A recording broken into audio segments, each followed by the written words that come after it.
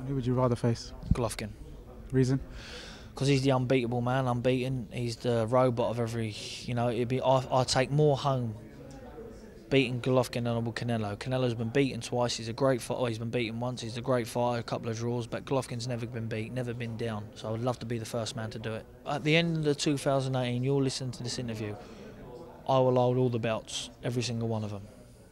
I'm feeling good. Yeah, feeling good.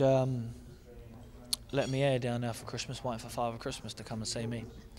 I put my order in for him, so I'm going to see if I can get it. What's on the list? I can't really say it's going to BT Sport, but it's got to be over 18 to ask that. If you look at Saturday, everyone's calling it the best performance of your career. Is that rewarding for you to hear? It is, but you know, I always knew what's deep down inside me, what performances I've got inside me, and now I'm with obviously Dominic Ingle, doing the diet right, doing the training different, because I've always trained right. So I knew it was there, but yeah, you could say that. I mean, David Lemieux, one of the devastatingest punches in middleweight, and we had the name of it. You know, knocked out 28 in 3 rounds, and I dealt with him like a sparring partner. But that's because I was on my game. I just can't let anything slip now. I've got to continue to build off that, and to looking forward now to the big fights coming. You've said yourself you've got your love back for boxing. I mean, what is the move to Sheffield and the training with Don done for you personally, and why has it finally clicked now? Because I think, you know, you've got to mix in your environment with the same sort of people, with the same sort of vibe. And up there, we're all just a bit tapped in the brain, I think. So we all click together well. We all train well.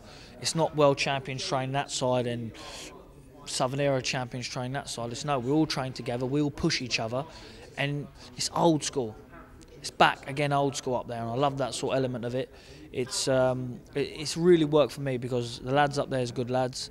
But when you see people was coming out on a Saturday night in boxing, and some of them's only getting, you know, food money, and then the next day they're in the gym training, and you got to sit back and look then and think, well, I have 10 weeks out at my fights, like, and get fat and this and that, and just make it hard on myself. He's been in there last night, boxed, won, and he's back in the gym today. And it just makes you look and think an whole different light of it. And that's what I've been doing. And when you get up there with them boys, you know, you can't help but love it. You love the sport, because that's all we do up there is eat, train, sleep, box. That's it. Training, that's it. Well, we might go to Meadow for a coffee, but that's about it. That's as exciting as it gets.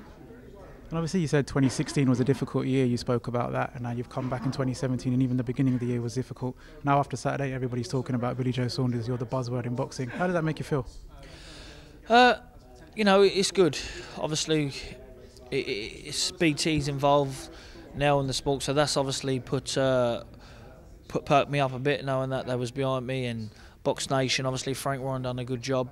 My management, MTK, so you know, it's about my team. I'm not worried about what everyone else thinks or nothing like that. It's nice that they're thinking like that, and I'm happy. But you know, it's far from over. One performance, that's all. I've got to build on that. It's no good coming in next time and not looking as good. I've got to look better again.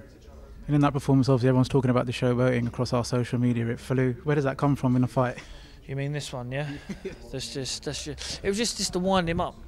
Wind him up even more. I had 10,000 people screaming against me, throwing stuff as I'm walking in, booing, and it was more to get back at their little dig at their crowd, really, just to find a piece of leather what come off his glove. They found it in the end. It was in Mars. And obviously you spoke about the mental warfare and the mentality, you going over to Canada in that environment. What was it like for you? Was it hard? Did you enjoy it? I'm a traveller, so I travel all over the world. All over. It don't bother me. I looked at that when I was walking to that ring. I loved it when everyone was against me. I absolutely loved it. When I was beating him, you could hear a pin drop.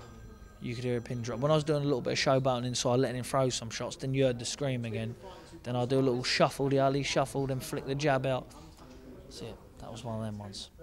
So obviously looking ahead to 2018 now, you spoke about it a little bit there, but Danny Jacobs is calling you out. What do you make of that?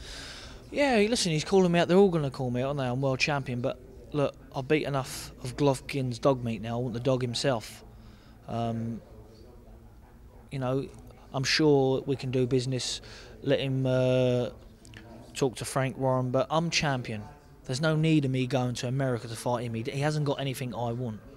So, you know, let him speak to Frank Warren. I'm sure that Frank Warren can make a deal on BT Sport and get it on. I'm sure it'll be a good one for the fans to watch.